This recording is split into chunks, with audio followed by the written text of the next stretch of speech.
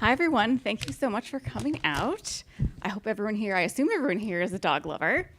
I was just, this weekend was having a bit of a confession time. Like, I was having a bit of a problem with my dog. He was like barking at every leave, barking at every delivery truck that went by. And I'm sure we've all had that experience, right? Where you're just like, man, shut up. So anyway, so thank you for coming out tonight. This is gonna be a great conversation. So we're gonna kick off with something that we have in the lobby, rescue dogs, and we've all got rescue dogs. And I'm just curious to know what brought you guys to rescue dogs. Why a rescue dog and not a breed, a specific breed? I'll Go ahead. start. Yeah, you start. I'll start. Hi.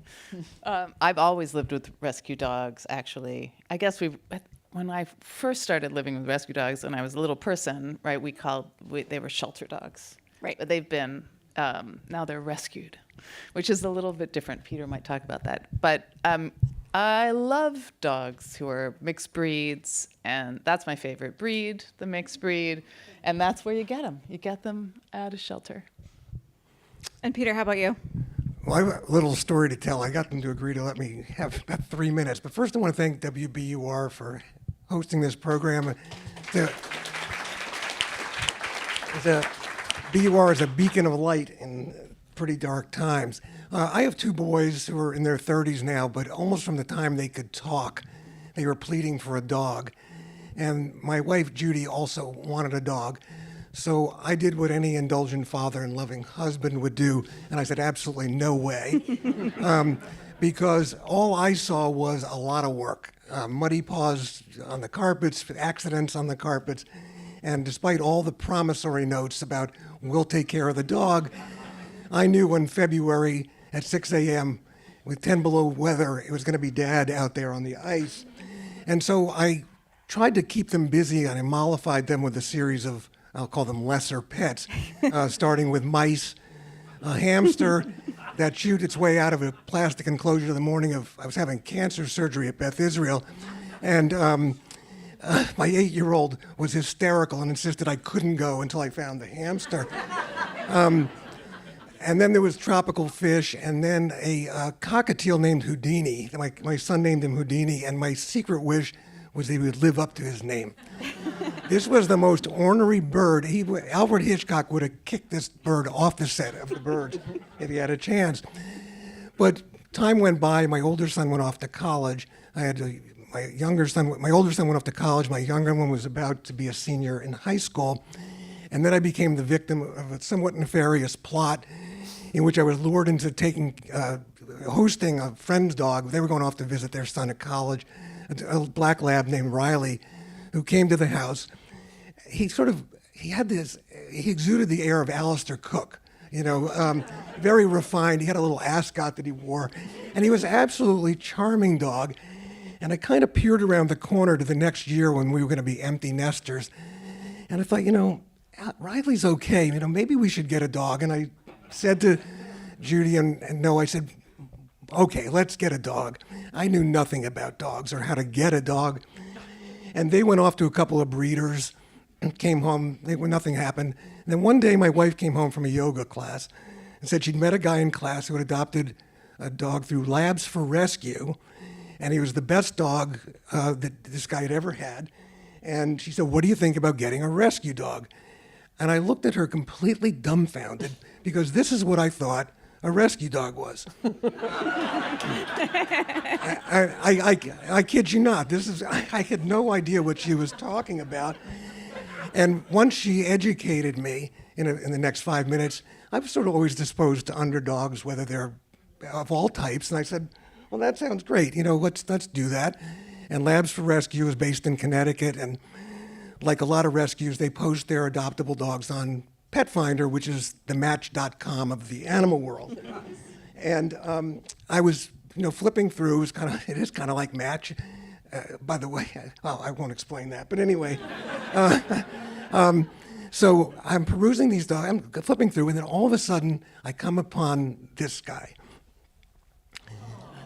And my heart just skipped a beat, and I was sure this was the dog, Albie. His name was Albie.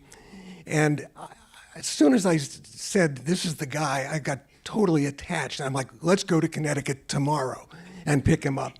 And that's when I learned that he was still in a shelter in Louisiana, central Louisiana, where he had been picked up as a stray, and he had been there 5 months, very lucky to survive. He was in a high-kill shelter where most dogs, 90% of them in this particular shelter, won't last a week or two. But there was a volunteer there that took a shine to him and kept getting him a reprieve. And so we had to wait a couple of weeks until he got on a big transport, and I can say more about that later, but it's a transport operation that brings dogs up from the south. And I spent a lot of time riding with this transport later to write one of my books. Now, in addition to the pictures of Albie, there was a short video, about 30 seconds, and it was so charming, and I thought, I wonder how many hours of video they had to shoot to get 30 good seconds. But the adoption coordinator assured me that he had good manners. Now, I had my wife make one promise about getting a dog. I said, we're not sleeping in bed with a dog. And you know where this is going to end already.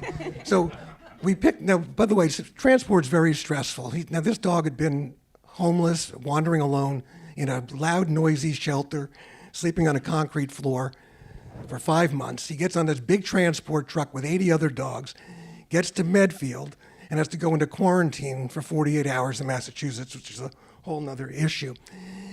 When my wife and Noah picked him up and he brought him home, he was a bit of an unguided missile. I mean, he didn't know where he was.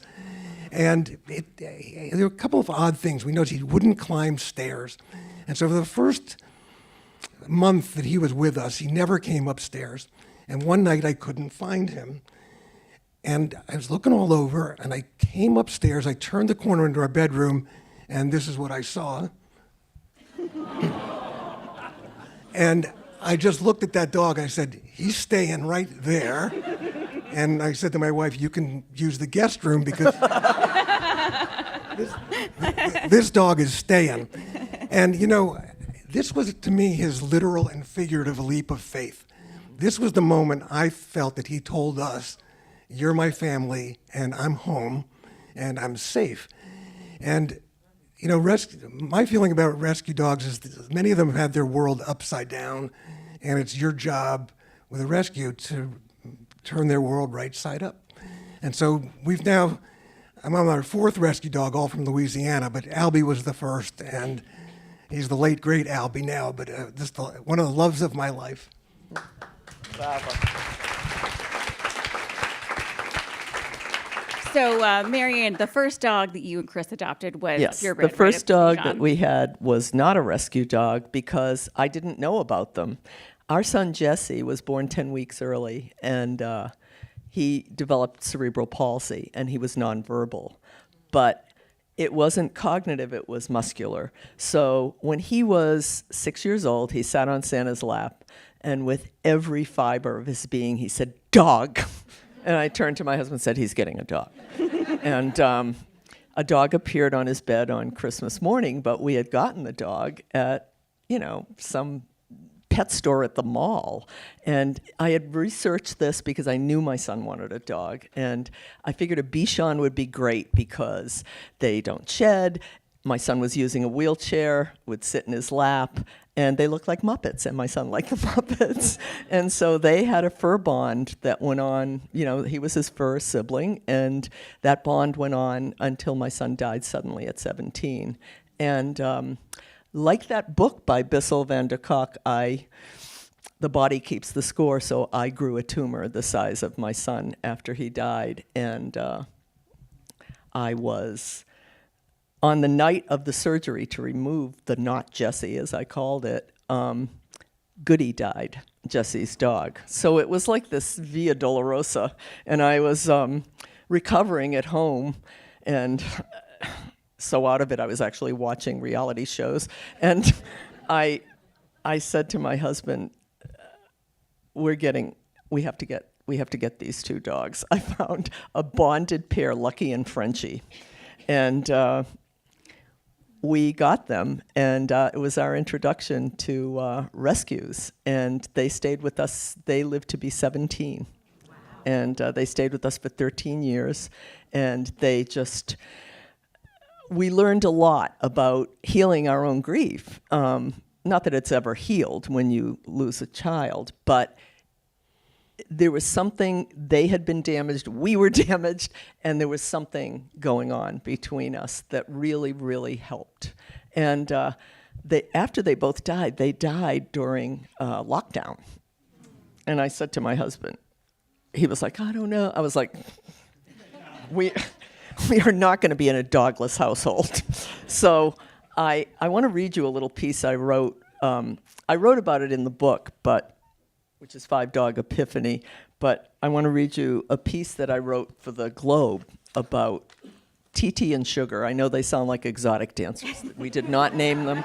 They came from Louisiana on the same kind of transport you're talking about. So I wanted to write about them, especially TT, who nobody was adopting because TT was a fear biter. She had been kept in a cage. Well, I'll read this and you'll know. I'm still mourning Frenchie, my husband said. Frenchie and Lucky, our 17-year-old rescues, died during the pandemic. Lucky early in the year, then Frenchie in September. A pair of wounded healers who never knew they were healers. In October, COVID was rising. The 15th anniversary of our son's death was in January, and a bleak winter lay ahead. A dogless household seemed too depressing to bear. I began sneaking looks at Pet Finder. Titi, an undersized Bichon Frise, seduced me with her hopeful smile. Her origin story was grim. Kept in a backyard cage for the entirety of her 6 years, Titi birthed multiple litters so neglected that her rescuers discovered the harness growing into her flesh. As a brutal result, Titi had become a fear biter. I could identify with a fear biter. I'd had to fight fiercely for our son Jesse to be recognized as a fully cognizant human being. He was born prematurely and, as the result of a cerebral hemorrhage, was quadriplegic and nonverbal. I would bite anyone who denied my son his humanity, this boy who, despite his physical limitations, was on the honor roll every year and wrote poetry on his adapted computer. At age 6, Jesse had sat on Santa's lap and summoned every bit of muscle control to blurt dog into Santa's ear. Goody appeared on Christmas morning and was his beloved first sibling for the rest of Jesse's life. A dog's presence in our home seemed to honor the memory of our son. Titi's smile telegraphed her resilience. I hoped it would be contagious. I presented her case to my husband until finally he agreed. Titi drew his blood on the first day. We were with her in our fenced-in backyard on a sunny, crisp November afternoon. Titi's unbounded joy at running free was soul-stirring, and we basked in it. After many giddy circles, she flopped down near the raspberry bushes, and we were all ready to go inside. It was time for the maneuver we dreaded, picking Titi up. We approached her warily. Chris stepped on the leash, but Titi wriggled out of her harness, making capture almost impossible. We made blockades with lawn furniture, tried to pincer move, and surrounded her. No luck. Titi's rescuers had told us to try throwing a towel over her first, but it made us feel like kidnappers or worse, complicit abusers as we watched her thrash helplessly. When Chris stood over her, threw the towel, and picked her up, she bit, and he bled. It wasn't deep. Chris blamed himself. I'm a guy, he said. I'm wearing a hat. I loomed. But the bloody bite was the start of a love story. During the first week in January, the week that pulls us into the anniversary of our most staggering loss, Titi crept up from the end of the bed and licked Chris's hand in the dark. Within a week, she launched into a full body shimmy if he even glanced her way. The fear biting was at an end and the love fest had begun. I admit to having felt the tiniest bit jealous watching them morph into Lady and the Tramp sharing a single spaghetti strand, beaming love at each other while I was relegated to the stereotypical Italian waiter dishing up dinner. But whatever envy I have is soon overcome as I too am enveloped by the love blast emanating from those two. I know the energy that draws Titi to Chris. It's the same gentleness and infinite patience that surrounded our son when he was with us, Chris lifting him from his wheelchair, or playing video games waiting for Jesse's wavering hand to hit his switch, or placing a little turtle into his hand. We lie in bed watching Titi wiggle in ecstasy on her back. She burrows into the Oh my God, I don't think I have the last thing of this. She burrowed into the comforter, and she was home at last.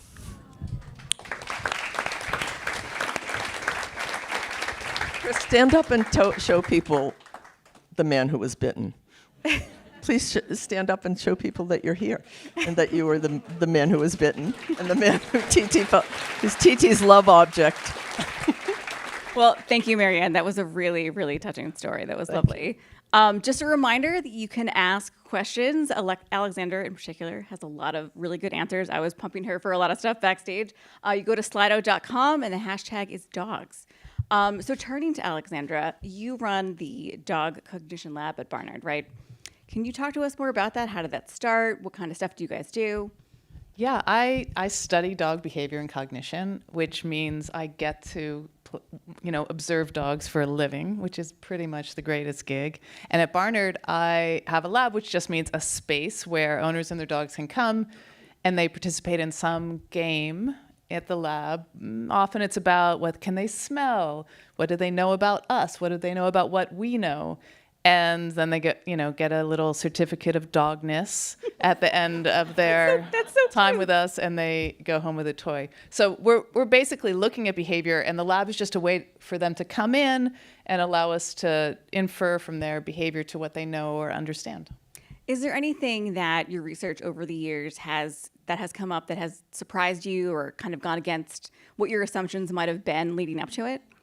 I was and still am a person who lives with dogs, and like everybody who lives with dogs, we just have a certain way of living with them and talking about them. And when I started studying dog cognition, I thought, is this really necessary? Because we already talk about what dogs know and understand as soon as I'm sure if you talk to those dogs out there, if you spent any time with them at all, you're immediately saying, oh, that dog's trying to be tough. That guy knows that somebody else is getting attention, right? We start talking about what they know and understand and are thinking right away before we even know them, right? But so if they're in our home, we absolutely do. And I thought, well, maybe all these things are correct. So one of the things I did early on was I decided to test some of these kind of anthropomorphisms we make of our dogs that I make as well, right? And the one I was just talking about is that dogs know when they've done something wrong. They feel guilty, right? And you've all seen the dog shaming videos and so forth, right? Or where dogs have been discovered in the middle of the act of like undoing, disemboweling the couch or something like that. And they have this very hangdog expression. We call it the guilty look, right? Every dog does a guilty look a little bit different. Sometimes, their ears go back and their tail goes in between their legs and maybe beats like a fast rhythm. Maybe they just turn away, and put their head down. But they all have a guilty look. And so I wanted to test, does that indicate that they feel guilt? Because that's what we think. That's why people punish their dogs after they've found, doing something wrong, and they think, well, maybe I'll excuse them because they look guilty. So we did a little study where we tested whether if a dog disobeyed, they actually showed more guilty look than if they didn't. And we found that actually they didn't show more guilty look when they did something wrong. They showed more guilty look when their owners thought they had done something wrong. So we're about to punish them. Right, they come in and they're reading our behavior is what's really happening. And then that's when all of my thinking about dogs changed, because I realized they're the ones observing us so carefully all the time. They could tell us a lot about who we are and what we know and understand, right? But we're coming to our relationship with our dogs with assumptions. This is what a breed is like. This is what dogs are supposed to be like. This is what good behavior is. And dogs aren't behaving like that. They don't know about the assumptions we make, and we have to observe them better and sort of try to understand them for who they are. So in your book, The Year of the Puppy, which is delightful, by the way, you should definitely pick it up if you haven't read it already. You adopt a puppy named Quid, and you were there the day she's born. That's right. What motivated you to say, I'm going to start at day 0. I just want to see what's going on? Well, because I'd always had rescue dogs. I'd met them often many years or at least many months into their lives. And you always wonder, right? If you live with a dog who you met at age 3 or age 6 months or something, you think, well, what was their life like beforehand? And I thought, hey, I'm a dog cognition scientist who writes a book about dogs. I can find out, right? I'll meet a puppy at day 1. But I didn't want a purebred dog, because I didn't want I didn't want a purebred dog. I wanted to find a dog who needed a home. And so the way to do that is to find one of these rescues that has picked up a pregnant dog, and then a foster who takes that pregnant dog in and promises to raise their puppies until they're ready to be adopted. And so that's what I did. I followed various families of dogs, pregnant dogs, and then suddenly chaotic families of dogs as they were being raised. And so I met this group of dogs that I adopted from eventually when they were born. And I was following them and observing and doing my science thing and, noting behaviors and giving them little things to sniff and seeing what they did. And then the pandemic happened and everything shut down. And I realized, oh, we're going to be adopting a dog from this litter, right? So that's how we wound up with the dog who's featured in the Year of the Puppy. Yeah. That's great. That's really great. So switching tacks a little bit. Actually, we have an audience question, probably for you, Alexandra. Can there be great variety within a breed personality-wise, like a mellow German Shepherd or an incurious Terrier? Yeah, it's a great question. And yeah, absolutely, right? The science, which has looked at behavior as connected with breeds, has found that there's much more variation of personalities and behavior within a breed than between breeds. In other words, you think, oh, I've got a Labrador, they're going to be a fetching dog. Yeah, except for when they're not, right? Except for when they're just puddle sitters, right? And there's, on almost every level, there's more variation within breeds. And that sort of defies our expectations, right? That's partly because we've been sold the idea that dogs who are a certain breed are going to act a certain way. And I think actually this is a big problem. And it's why you wind up with a lot of dogs who are abandoned, who wind up being dogs who need to be rescued, is because we have expectations that they're going to, oh, it's a golden retriever, they're going to be good with kids. Well, guess what? Golden retrievers bite more kids than most other breeds. Why? Because they're put in positions with kids because we think they're all good with kids. And like any dog, they have to have socialization with children. Children have to know how to behave around a dog. So all those things are true for every dog, and breed tendencies don't live up to breed expectations. Well, this is a good segue into, Marianne, you've had Bichons, and I believe one of them is a Bichon mix, right? Yes, but they've all been Bichons. Right. So are they, I imagine they're all different, They right? vary incredibly. I mean, Frenchie, who was bonded with Lucky, was in a puppy mill for 2 years, but picture that against Titi, who was 6 years in a backyard cage, so neglected she was, abused. Frenchie, on the other hand, being surrounded by total love and indulgence, still at the end of his life, if you put him on his back, he was a 4-poster bed, whereas the girls, Titi and Sugar, are relaxed and lying around the first week. So, yeah, really different temperaments and within the breed. Yeah. Peter, have you noticed, you said you had a bunch of rescue dogs. Have you noticed any kind of similar, different kind of traits? Well, I would just say, to Alexandra's point, I would say, I'm not a scientist, but from experience, Jewish dogs definitely guiltier. they have that look. Just to speak generally to this point, I think unrealistic expectations of dogs is what leads to a lot of dogs getting adopted and returned. And my feeling is, yes, a dog has to be socialized. You don't want him on the Thanksgiving table helping himself to turkey, but it's your job to learn how to live with a dog. And I think that's really kind of what Alexandra's saying, but I'm putting it a little more crudely. But, people just think a dog is going to enter into their home from wherever it comes from, and many people just expect it to fit in and to understand. They don't speak English, they don't. And I think it's really incumbent upon people to have that incredible degree of patience and to sort of try and see the world through their dog's eyes to the extent you can. And Alexandra's books will help you do that. Thank you. And I would say, even I, who has studied dogs for so long, and like both of you, have lived with dogs for a long time, when I had this puppy, and we brought her home at 8 weeks, and she wasn't sleeping through the night, and she was... the list of things she chewed or ate in the house was, hundreds of items long.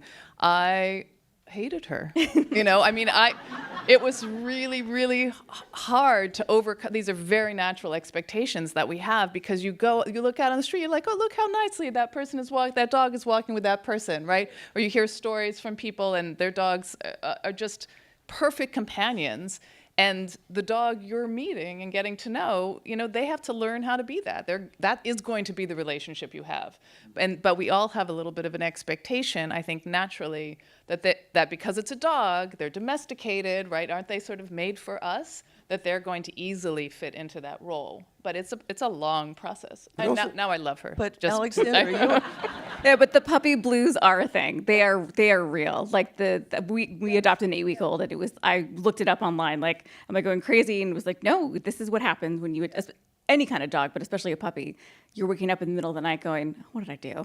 At the end of the book, I say, here's the list. If you get a puppy, you get a book about puppies, probably, right? Where what the things you need a crate, you need a leash, you need something for them to chew, and all the things. And here's what I think you need.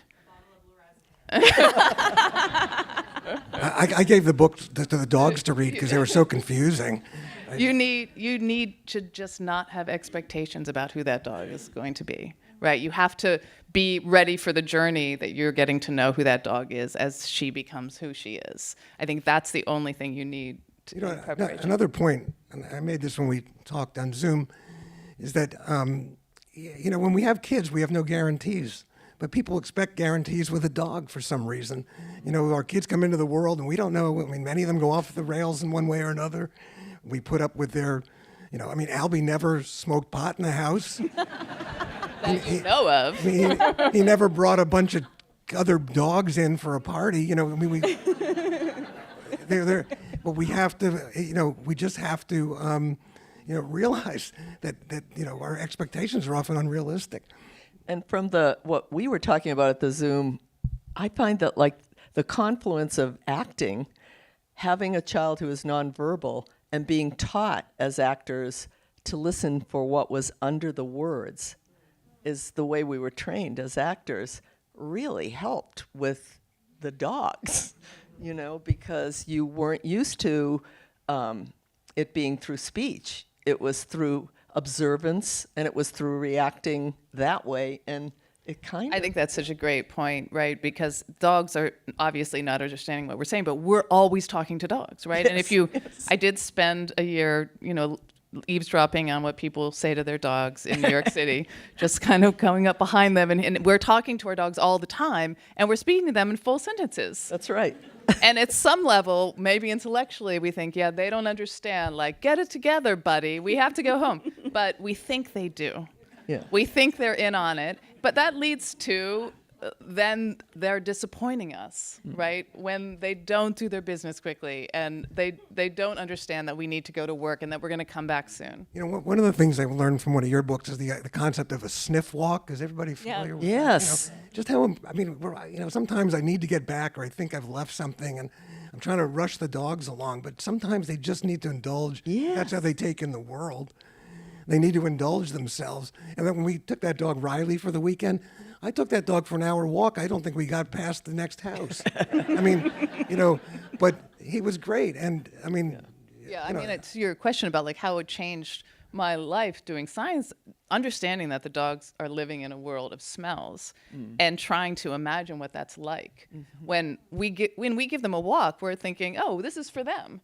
But as it turns out, what's happening? Watch people walk their dogs, right? We're just dragging them along and getting, whatever that mile in that we think we need to get in. Sure, they need exercise, but just smelling the world, that's it, right? You wouldn't go to the Grand Canyon and then someone yanks your face away from the window, right?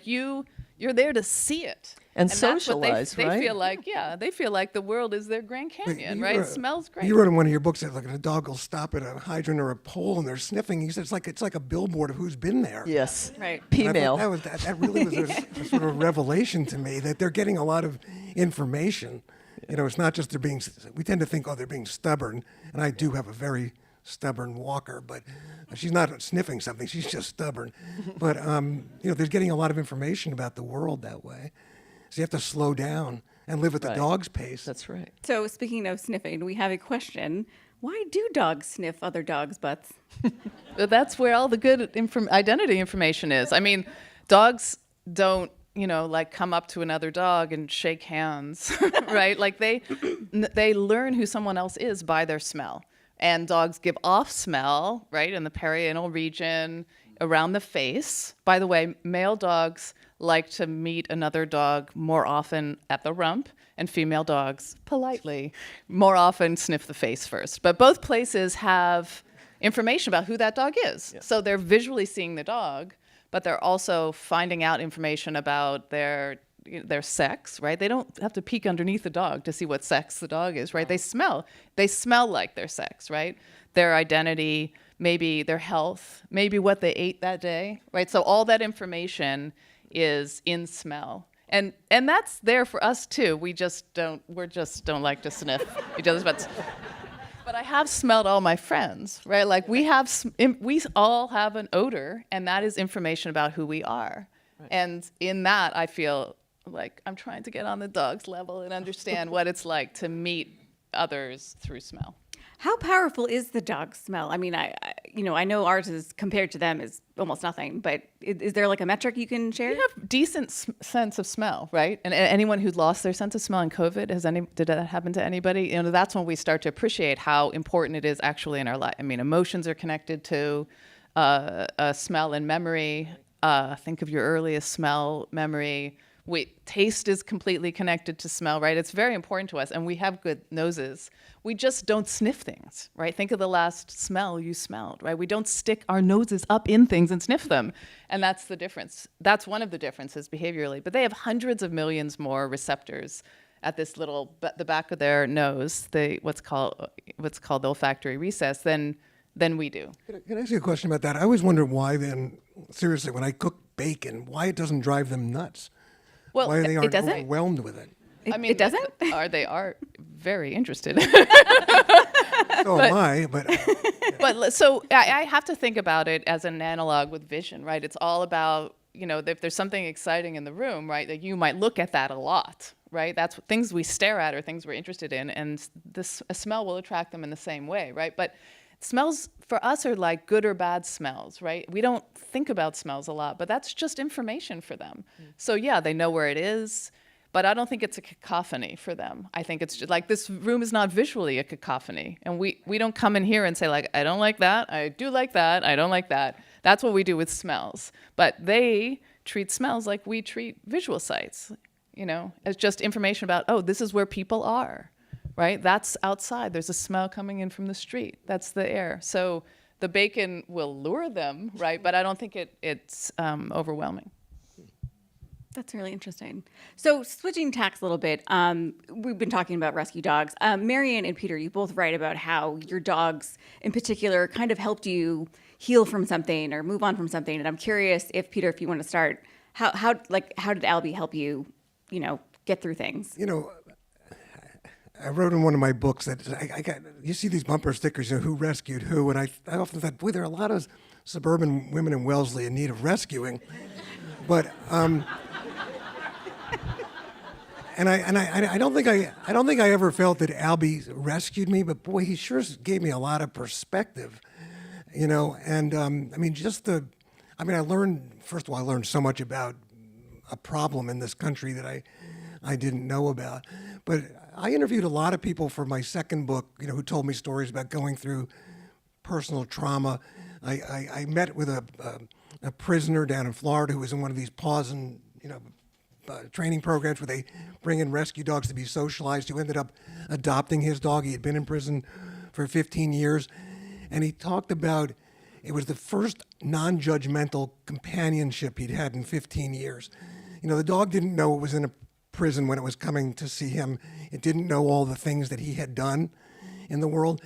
And I was telling this story in the car on the way up that I met with these guys who were participating in the program, and they were, these were convicts in the Florida prison system, kind of stern-looking group. And then the dogs came in. It was like kindergarten. I mean, they were just lit up, and I kind of came to the conclusion that there are licensed and trained therapy dogs, but every dog is a therapy dog.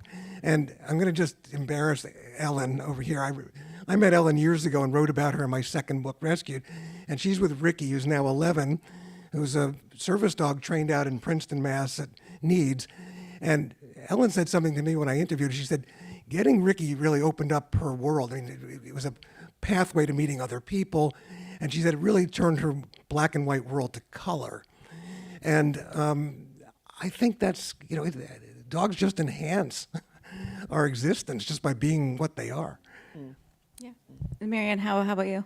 And having the rescues come and having that loss that is not ever accepted in our culture, that you can grieve for past a certain point.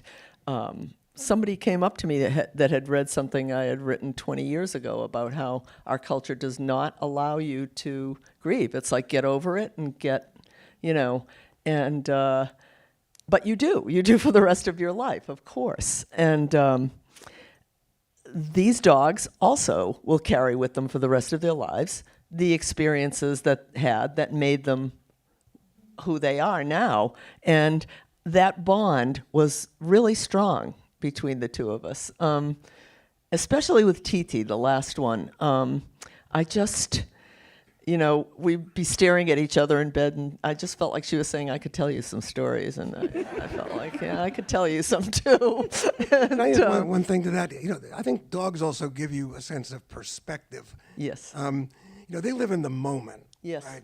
And I used to think, Albie would take a tennis ball or a stick, and I thought, if I could be as happy with a stick as this dog, instead of my house and the pool, whatever it was, what a great way to live. Yeah. And I think there's a little bit of envy there, but also a lesson for how we live our lives.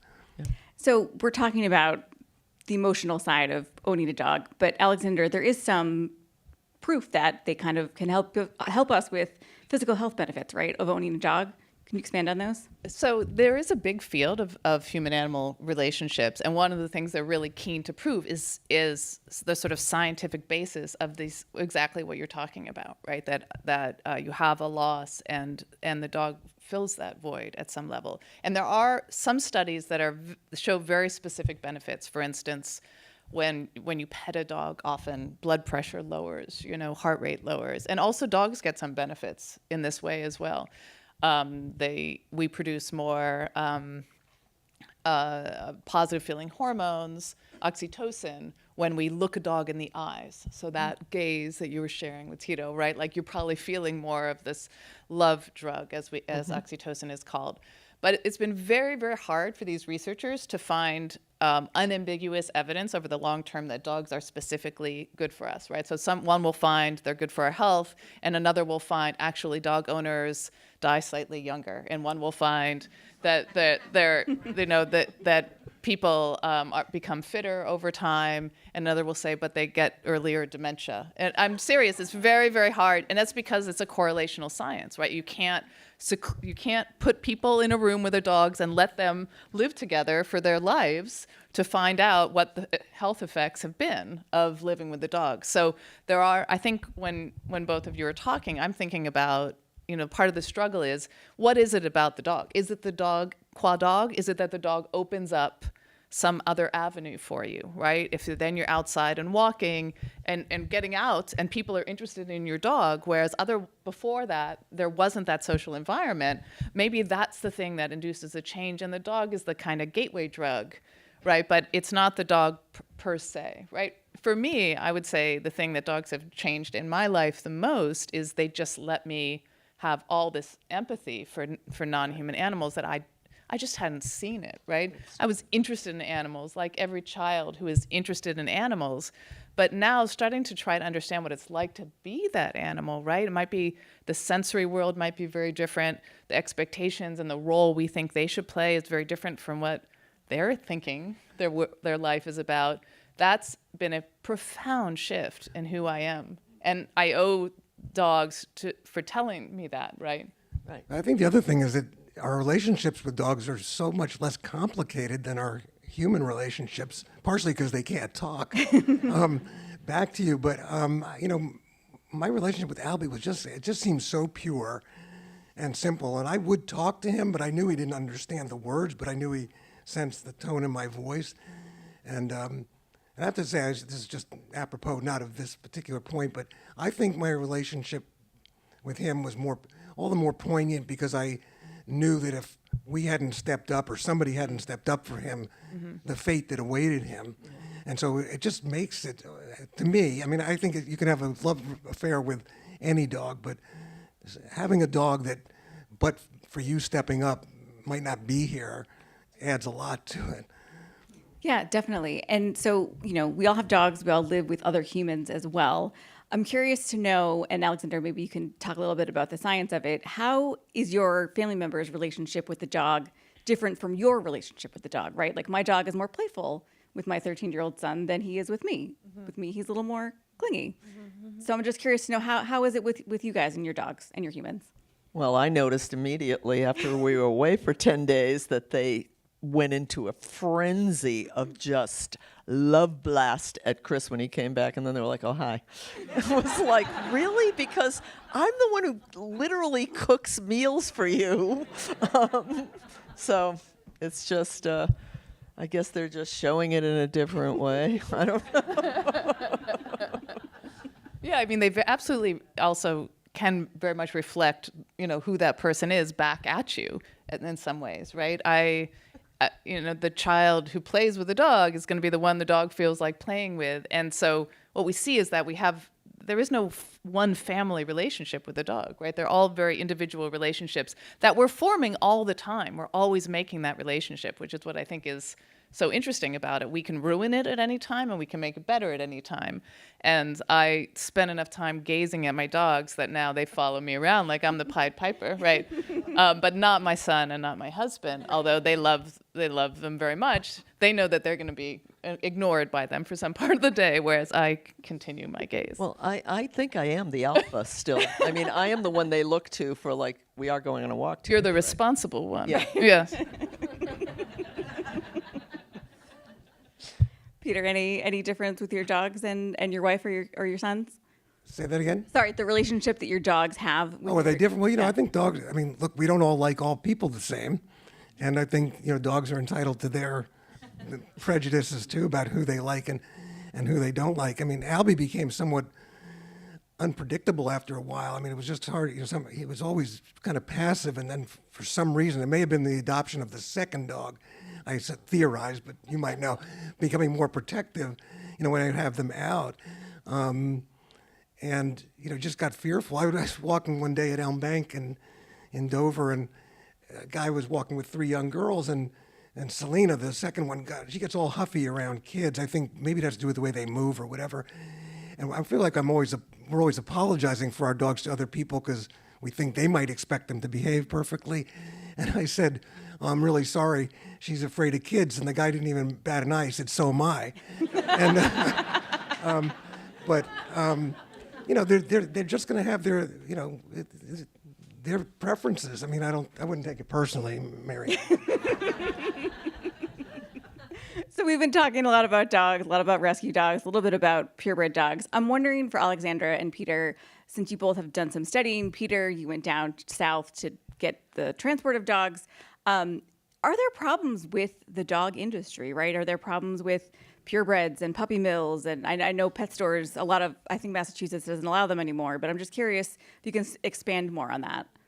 Well, this is a huge issue. I mean, I spent a lot of time in Texas and Louisiana, particularly when I was traveling with this fellow named Greg Maley, who had transported Albie north in this big truck.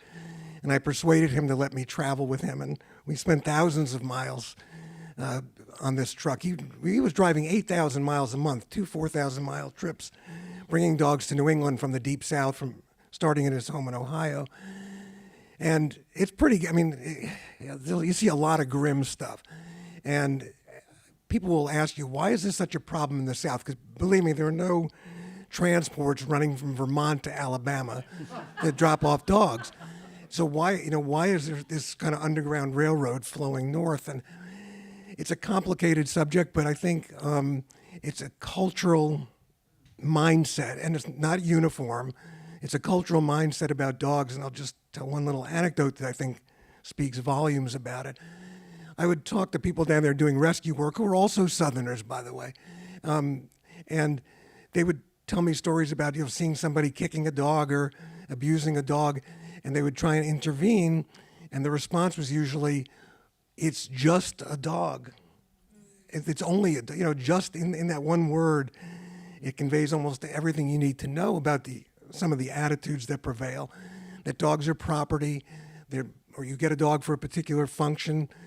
I don't know Albie's backstory, but I suspect he might have been somebody's failed hunting dog, because it was obvious as soon as he came here, he doesn't swim. And he didn't like the water. So if a duck hunter, had acquired Albie to go fetch ducks, he was going to be one disappointed hunter. I would hear stories. It was just as easy at the end of a hunting season to dispatch a dog with a 50-cent bullet than it is to keep them, all year and feed them and all that expense. So there's a lot in certain parts of the South, this idea of they're just dispensable, or a lot of people get dogs in poorer neighborhoods for protection. They live their lives on a chain in front of some meth dealer's house. And you see a lot of that, particularly in poorer parts of the South, and a really big problem in Houston, particularly where I spent time. I mean, you don't see this here. You don't walk around seeing packs of stray dogs in Boston, but in poorer neighborhoods in Houston, you do.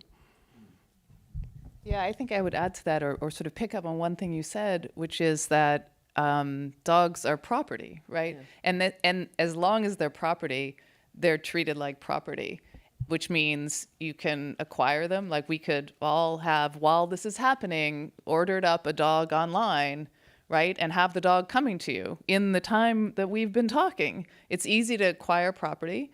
And in many respects, we seem to be saying as a society, we want it to be easy, right? We don't like when it's difficult to acquire. You don't need any special requirements to own this property. Like you have to do more training to have a gun than you do to buy a puppy. You have to have zero training in how to live with a puppy to get a puppy.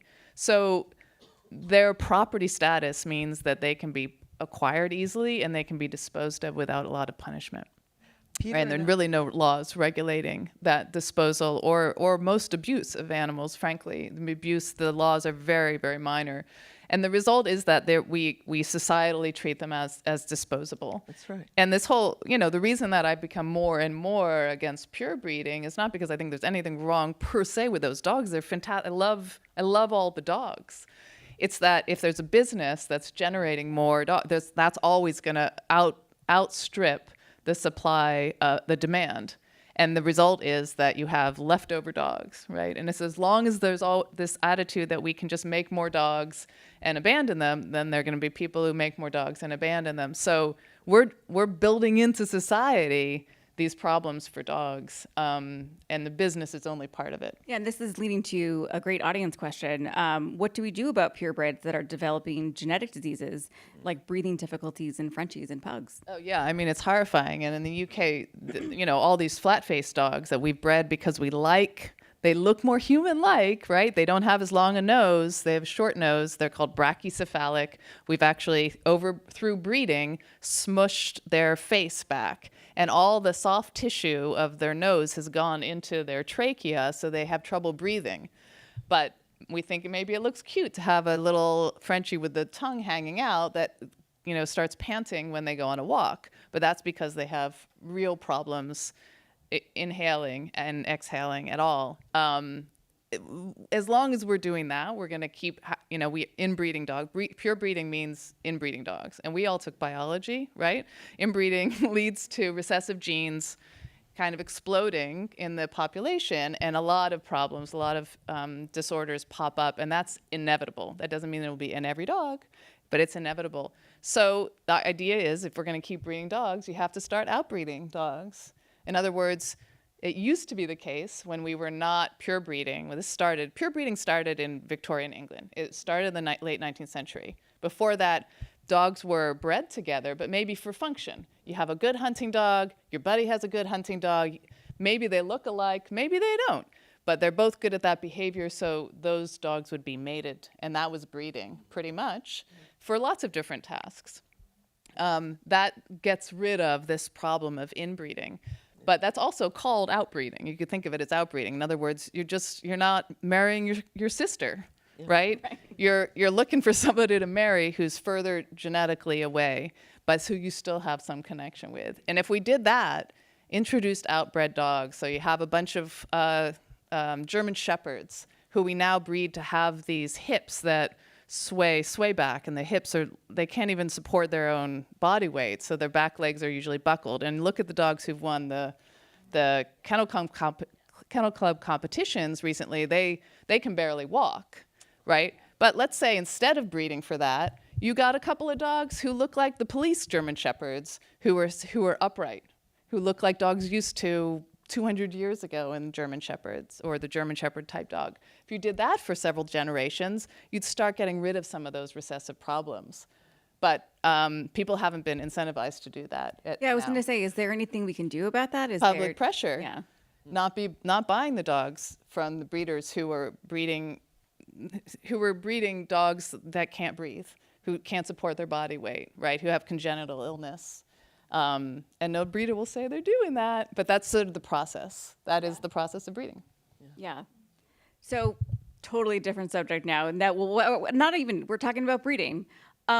Dogs, modern day wolves share a common wolf ancestor, right? Can you talk a little bit more about how that happened? How humanity turned dogs into companions? When you look at like a little chihuahua Right. who's coming out of somebody's perch, you don't think that's a wolf, right? But dogs and wolves, the gray wolves, share a common ancestor. Some wolf-like dog who maybe 10, 14,000 years ago was probably less fearful of people and approached humans. One of the theories of how this happened, and we don't know exactly, and it happened many times in many different places, is that they grew less fearful and started taking advantage of this niche, this human niche of us throwing away food that we're done with, right? Like garbage, creating garbage heaps. And they became more scavengers than they were just carnivores and eating our food. And then we started taking them in, and maybe one also barked when there was another animal who could be dangerous around, and we kept those as guards. Or maybe one showed us when there was something fleeing in the bush, and we kept them as hunting companions, right? Or maybe we just liked having puppies around because we like how they look, and then we keep them as long as they look cute. So over time, because of us seeing each other, we started breeding dogs. But it is very, very recently that we started breeding dogs that do look like the toy, the teacup poodles or the little chihuahuas, or even the giant breeds like Great Danes. Those didn't exist 10,000 years ago. It is kind of funny to think of a Great Dane and a Chihuahua being the same species. That they're just so different. And I opened my very first book, Inside of a Dog, with a play bout between a Dane and a Chihuahua, because what's so wonderful about that is that they see their dogness in each other, right? But it's us who see that one's big, so is probably aggressive, that one's little, so needs to be taken care of. And in some cases, that will be the case, but that they see the inherent dogness in the other. So, Marianne, were you always a dog person? Did you have dogs growing up? Oh, God, no. The first chapter in my book is about how I hated and feared dogs when I was a kid, because what happened was my mother told me to stay in the yard. I was 5. We lived in this enclave, Nonantum, which is the lake, and everybody, they were like, the only dogs there were like police dogs or interbred dogs. And there was a police dog that the Farinas had in their yard, and I went into the yard and I found treasure. It was a trove of newborn puppies. And it was like all the stuffed animals I had in the world had come to life at once. And then out of nowhere came Mama, and she almost took my eye out. And after that, I was terrified of dogs for a long time. And dogs, I guess, can sense your terror. Because I used to walk to school, and there was one German Shepherd, same breed, that owned me every day, because I would just stand there, like, terrified. And it took a long time to get over that, the fear. Peter, how about you? Did you have a dog growing up? I mean, I did have a dog growing up. Our family had a dog growing up, but I think I was too OCD to have a dog as an adult. I just, with 2 rambunctious kids to deal with, I just thought it was going to be too much. But boy, I feel in retrospect, they kind of fault me for this. It's like, great, we're both almost out of the house, and now you decide to get a dog. But I have to say, I'm so glad I overcame my own resistance to it, because it's really enriched my life in so many different ways. It's hard to count. I mean, they really do just add so much to our just existence just by their being. So, I went through a period there when I wasn't, but I am now. And Alexandra, you grew up with dogs, right? Yeah, it's funny when you say that. Of course, I could say yes intellectually, but I really feel like, no, I grew up with Greta and Heidi and Aster, right? They were individuals. And I guess coincidentally, they were all dogs, right? But I didn't think of them that way. They were just part of our family, and that's still the case. Yeah, I still live with dogs. I don't even talk about myself as owning dogs, or Right. I just say that they're my dogs and I'm their people, right? Because I feel like we're intertwined, and sometimes I don't think of them as dogs. Yeah. Well, thank you. We're just about at time, but Marianne has a very lovely essay that we'd like you to read as we wrap up. And before she starts off, I just want to thank everybody for coming. Thank our panelists for their wonderful words of wisdom about dogs. This is great. And don't forget, there are dog treats in the lobby, and there are also adorable puppies in the lobby if you haven't seen them already. Okay, so this is called Carpe Diem. I am not capable of seizing the entire day, so I settle for hours, even minutes. I know that being alive in the moment is the basis of some religions, like Buddhism, but for me it's a hedge against the memory train that can quickly become a funeral cortege. It is my goal to take joy in the bee alighting on a wildflower, in the raspberries turning a dark purple on the vines I plant, in the smell of the ocean that is the divine odor of life, however fleeting. This practice can reap rewards, and then joy returns, untrammeled by grief. But there's a joy that can be summoned without the conscious effort needed to sustain a practice. That's the feeling that comes when you look into the eyes of another damaged creature and know that your happiness is a mirror and an echo and a prayer, and that the little soul reflecting all that energy is happy too, at last. Thank you. Thank you.